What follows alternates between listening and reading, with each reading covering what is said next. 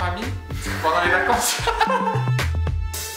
Salut à tous, on se retrouve dans cette jolie pièce pour vous parler des leurres à perche qui ont super bien fonctionné pour nous lors de cette saison 2016. Donc on va vous citer 5 leurres qui pour nous ont été des valeurs sûres lors de cette saison, avec lesquelles on a fait le plus de perches, le plus de poissons. Voilà, donc on vous parle de ce petit top de leurres pour vous donner des idées, pour vous aiguiller sur certains leurres et puis voilà, pour tester tout simplement et approuver quoi. Tester et approuver par Fischer. Alors si tu le veux bien, je vais commencer. Ouais. La perche, moi cette année, je l'ai beaucoup pêché, mais en street fishing. Donc en street fishing, c'est un peu particulier, c'est pas pareil voilà, que la pêche qu'on pourrait pratiquer, par exemple en lac du bord ou voilà, d'autres choses comme ça. En street fishing, tout de suite, on est sur des profondeurs assez élevées, donc on a besoin d'avoir des leurres qui vont soit vite plonger, soit des leurres à jiguer. Donc voilà, j'ai utilisé des leurres dans ce sens-là. Et un leurre que j'ai beaucoup apprécié, une référence d'ailleurs pour la pêche de la perche, Oui, c'est un crankbait et c'est le Diving Chubby de chez Ilex.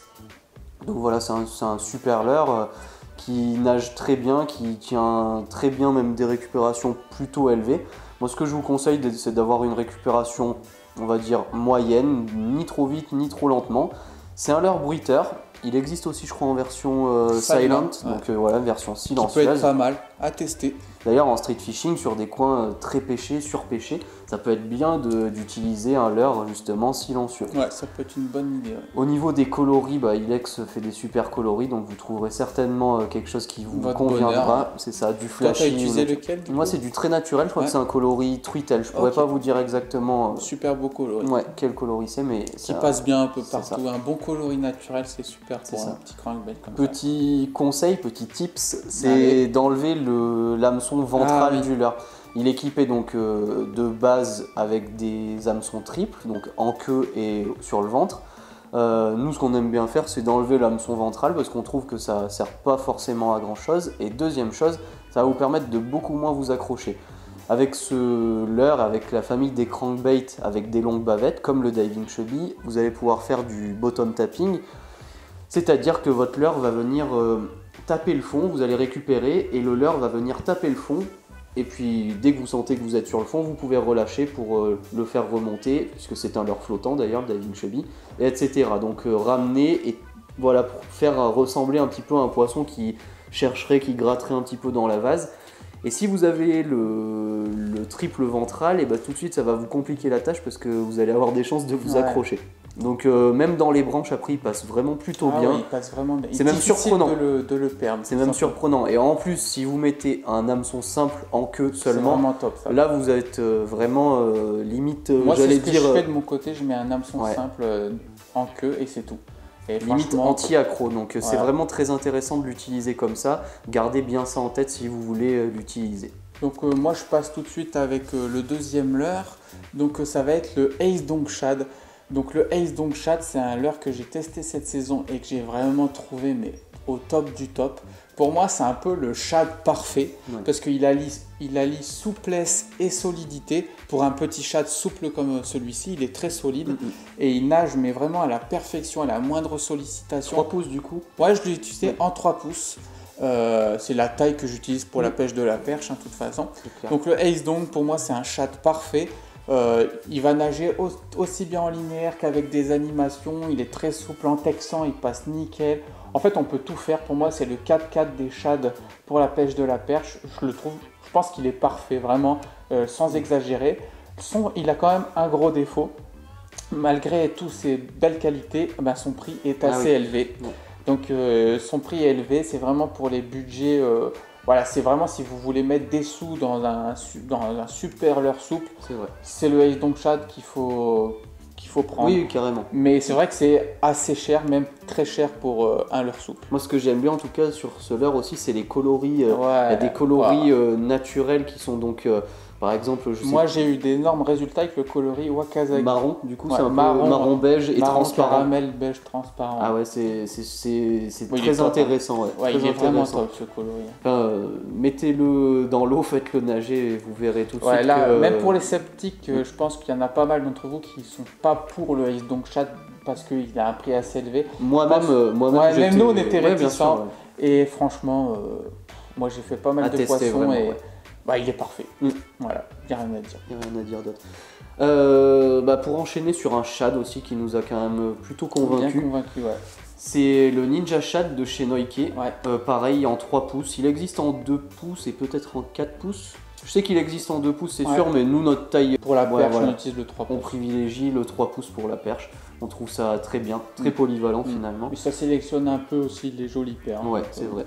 Donc le Ninja Shad, très bon leurre qui est très souple. Il peut être un bon complément justement du Ace Dong Shad puisque lui il a un corps annelé. Donc il va pas faire forcément les mêmes vibrations. Pareil, la vibration de la caudale n'est pas vraiment la même. Mais voilà, c'est un leurre qui marche très bien. Niveau budget, c'est pas excessif. Mais là par contre c'est abordable complètement. C'est ça. Pareil, niveau coloris, super aussi. Ouais. Résistance, qu'est-ce que t'en penses toi? C'est plutôt pas mal niveau résistance. C'est en fait c'est un leurre très très souple. C'est pour ça. Qui est chargé de sel. Donc, il n'a pas une super solidité.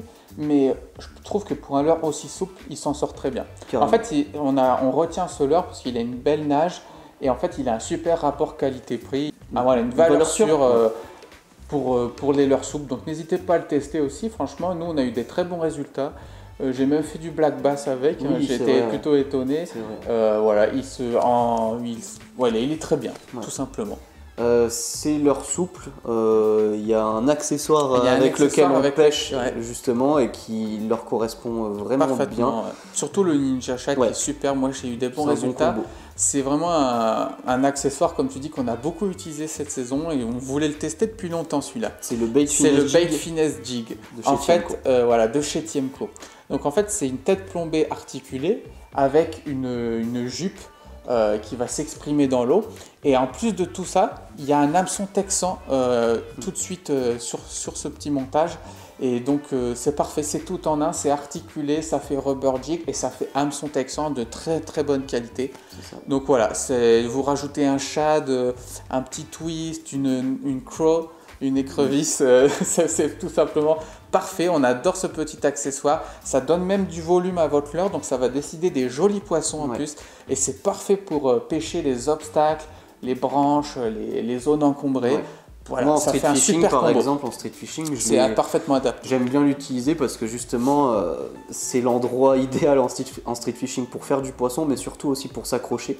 Donc il faut des hameçons, j'aime beaucoup pêcher en texan justement, et avec un jig texan comme le jig de chez Tiemco, le Bait Finesse Jig, vraiment c'est super adapté, on peut vraiment aller gratter là où sont les carnassiers. Ils s'embusquent dans des caches et c'est vraiment le but, il faut aller les traquer.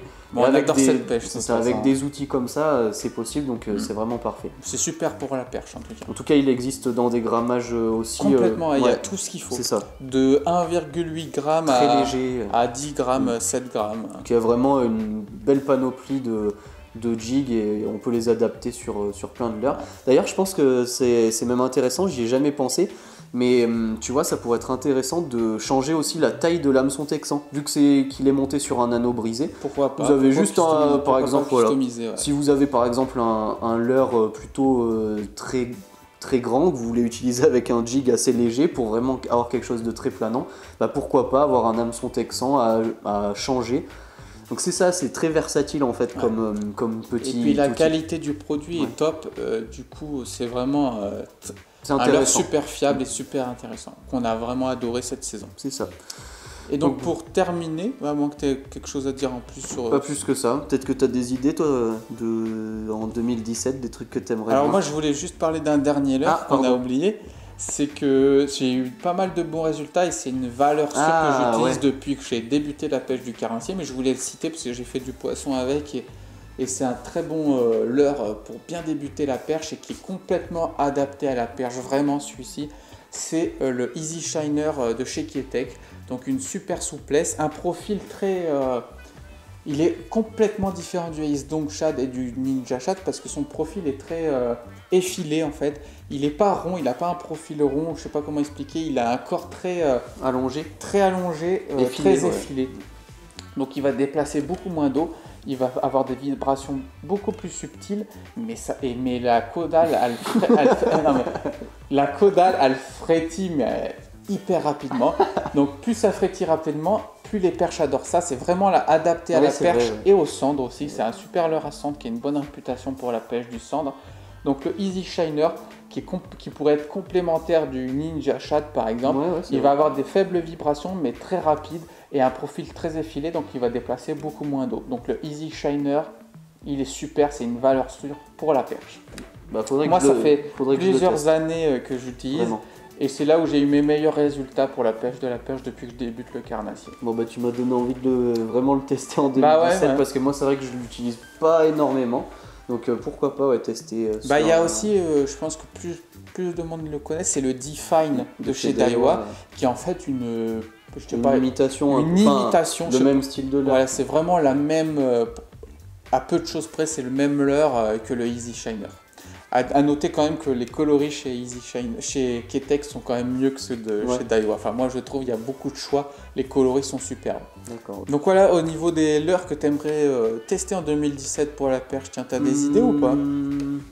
Je dirais que moi j'aimerais bien en tout cas continuer à pêcher avec des techniques pour aller traquer vraiment au cœur des postes les carnassiers. Donc je sais pas si vous avez des idées de leurres qui pourraient vraiment me permettre de pêcher comme ça.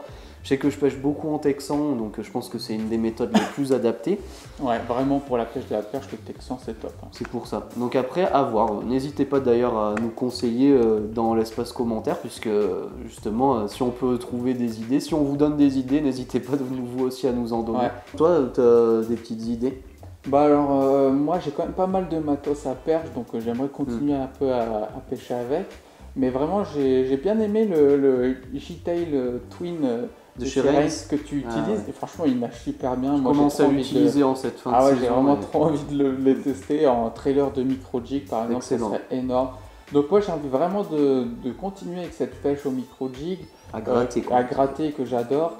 Et puis aussi, pourquoi pas essayer encore plus les leurres de surface cette saison. La saison prochaine, les stick bait, tout ça. J'ai vraiment envie de pêcher la perche en leurre de surface pour avoir des bonnes sensations. Surtout en bait finesse, vraiment trop cool. Ouais, c'est vrai. Moi, c'est un peu aussi la même chose et je pense que de toute façon, je vais continuer à pêcher la perche essentiellement en street fishing. Donc après, pareil, peut-être que les leurres de surface, je sais pas si c'est forcément adapté, vu que souvent, vu qu'on est souvent, en tout cas, c'est adapté à la perche, ça c'est sûr, mais à la technique de pêche, au spot de pêche, c'est difficile puisqu'on est souvent surélevé par rapport à l'eau. Donc délicat, mais pourquoi pas. N'hésitez pas à nous donner votre top 3 pour la perche de cette saison, vos valeurs sûres, ça peut être cool de partager tout ça. Grave. Et puis bien sûr, on se retrouve très prochainement sur la chaîne YouTube Fisher. À bientôt. Salut.